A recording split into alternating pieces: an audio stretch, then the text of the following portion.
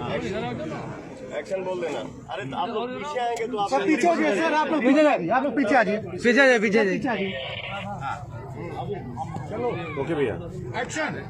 नमस्कार। आज बहुत खुशी की बात बा कि आज हमारी फिल्म भोजपुरी में एक इतिहास रचने जा रही है, जिसका ऑडियो वीडियो सैटेलाइट आज 1,51,00,000 में डील हुआ है। हमारे भोजपुरी इंडस्ट्री के लिए, सबके लिए एक खुशखबरी है।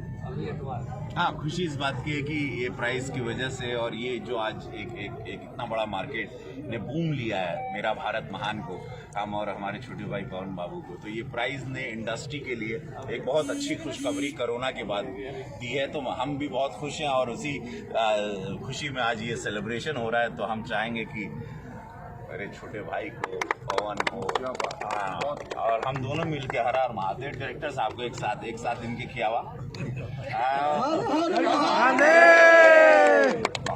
मेरा भारत महान, मेरा भारत महान।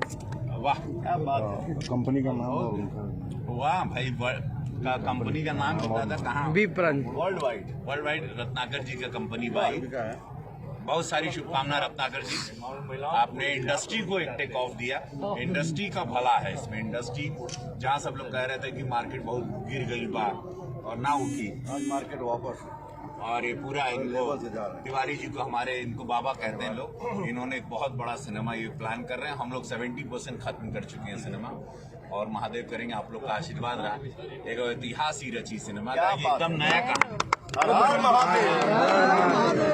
एक पिक्चर जरा हमारे लिए भी